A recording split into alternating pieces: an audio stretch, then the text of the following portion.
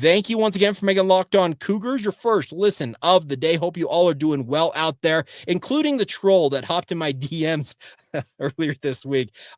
This is the first time I've revealed this. I have my DMs on social media, on Twitter in particular, are wide open. If you want to send me a note, totally cool for it. And to the troll that sent me a note and said, "Hey, Jake, go back to your mom's basement and keep recording your podcast," got some bad news for you.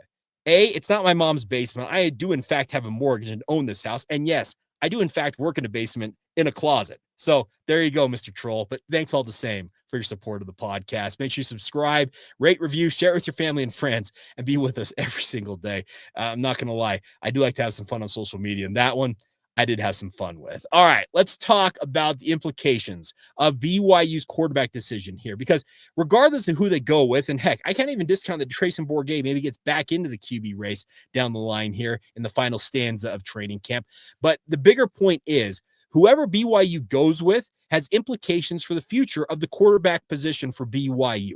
They have this guy by the name of Ryder Lyons. Heck, you may have heard of him. He's a 5-star talent that just recently committed to BYU out of Folsom High School. And he is going to go on a mission for the Church of Jesus Christ of Latter-day Saints and intends to serve 1 year of said mission before enrolling at BYU in 2027. So whoever is BYU starting quarterback in 2025, with any of these three, because they all have multiple years of eligibility remaining, we're going to be in line to be a starting quarterback for at least 2 seasons, it feels like, barring something unforeseen, injury or the like. But the situation is that if and when, it's actually more like when, Ryder Lyons shows up on campus, there is going to be an undue amount of pressure to have BYU put him into that quarterback spot and see what he's capable of, because once again, he's a 5-star talent. He's quite literally a guy that BYU's not had for 20 some odd years. When was the last time they had a 5-star prospect? Was that Ofa Mohetau? It may have been. I know Ben Olsen was. Jake Heaps. Well, Jake Heaps was a 4-star, but the point remains. It's been a minute since BYU's had an elite quarterback, if not the top end type talent that Ryder Lyons has in him. Will he take some time to come home off of a mission and get up to speed in terms of getting the mission rust off of himself and getting himself back into shape to play games? Maybe so. And that would time out if you were to go, as we just talked about with Bear Bachmeier, where Bear would have essentially 3 seasons for BYU. And if he shines, because he's 18 years old, and if he can play at this level already as an 18-year-old, he could easily be a 3-and-done guy and jump to the NFL at that point. Because you'd think, okay, 3 years of starting experience seems pretty natural to make the jump. I just look at this, and whoever, Bear Bachmeier, McCae Hillstead, Treyson Bourguet, any of them, whoever ends up as BYU starting quarterback, whenever they wrap up their careers, in the case of McCae Hillstead, he's got 3 years of eligibility remaining, much like Bear Bachmeier has 4. I think Treyson has 2. He's a redshirt junior, if I'm doing my math right. The point is, there is going to be implications because you also have guys like Enoch Watson coming home off of a mission, and BYU is extremely high on that young man's potential coming out of the Arizona prep ranks. Emerson Geilman, well, he's going to go away for 2 years, and when he returns in 2028-ish, he's going to expect to enter the fray. Whoever ends up as BYU starting quarterback this season has the opportunity to be a starting quarterback for multiple years, but then the competition just gets absolutely ramped up to an incredible level. And I will also add this. You can never discount the fact that guys, they get jumpy when it comes to not having an opportunity to play at the level that they want to play at, or at least the playing time they're looking for. The transfer portal always exists out there, and BYU could see a guy or two decide to transfer after the season. Let's say it is Bear Bachmeier, who's BYU starting quarterback. Well, if McCae Hillstead or Treyson Bourguet just don't see a route to playing time, why wouldn't they hit the portal once again and try and find a landing spot for themselves? And then BYU is essentially back in the spot where they found themselves a couple of times in the past couple of seasons, where you're relying on the transfer portal to bolster your ranks at quarterback. It is an absolutely critical thing that I know that you want to look at the here and now and be where your feet are, to use that expression, and focus on Portland State and the 2025 football season. But you do have to have a macro view at some point when it comes to Kalani Sitake and Aaron Roderick's decision as to who the starting quarterback is going to be. For all intents and purposes, once again, from where I sit and watching this play out, if Bear Bachmeier is indeed the choice, it feels like you are setting him up to have maybe a 2-3 year run and then say, best of luck to you. And we'll see if he decides to come back for a senior year and you battle it out at that point with a Ryder Lyons. To the victor go the spoils. And you could see a guy like Ryder Lyons supplant him as a starting quarterback at BYU.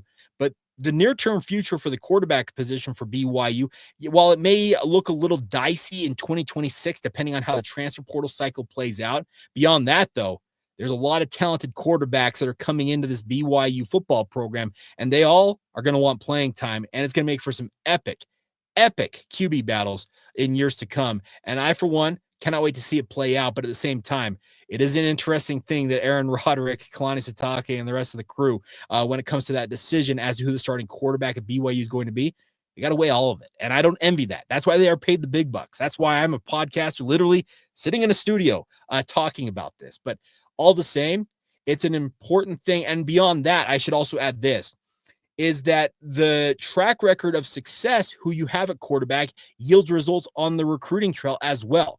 If a guy like Bear Bachmeier proves to be the guy that BYU at least thinks he can be as a quarterback, who's to say that's not going to lead other quarterbacks, whether they're guys from Utah or beyond, top shelf quarterback talent is going to look at BYU and say, hey, they're developing guys at a pretty incredible rate. They got Zach Wilson and Jaren Hall into the NFL. They're probably going to put Bear Bachmeier into the NFL if all goes well here. They got Ryder Lyons that committed to this football program. There'll be certain guys who are scared away by the quality of quarterbacks BYU has in the pipeline. There's other guys who will embrace the challenge and say, hey, I want to be coached up by guys like Matt Mitchell and or Aaron Roderick. I want to be a part of the BYU football program. And they won't shy away from competing to be a starting quarterback at Brigham Young University because it's got a moniker of QBU, and there's other quarterback universities like it, but BYU's pantheon over the past 50 plus years, some pretty incredible quarterbacks have come through this. And Aaron Roderick, he's got to be right up there among some of the coaches who can take a lot of credit for reestablishing what BYU's quarterback tradition has been over the past 5 or 6 years. Yes, I know there's some of you out there who think he's an abject failure and you don't think he has any business being BYU's offensive coordinator. Set that to the side and understand this is a guy who has absolutely developed some elite talent at BYU. I don't care if you think that Kalani Sitake got Zach Wilson or Jaren Hall was already going to be a BYU guy. Well, they weren't a finished product when they showed up at BYU. And a lot of that credit goes to Matt Mitchell and Aaron Roderick for developing those guys into who they became. And then also looking at what the future here with Bear Bachmeier, Enoch Watson, Emerson Geilman, or heck, even Ryder Lyons, future looks very, very bright at the quarterback position for BYU. And it's all kind of wrapped up in one as something you've got to consider when it comes to your decision for BYU's starting quarterback position, both now and on down the line into the future. All right, coming up, we'll finish up today's show talking a little bit about what's going on with BYU and the AP poll. They're not in the preseason top 25, but they're one spot out. I think it's an advantageous spot to be, but history tells us that BYU, they are the best team in terms of being underrated. Okay, I should retract that. They are the most underrated team, at least in the recent past, when it comes to the AP poll, and the stats back it up.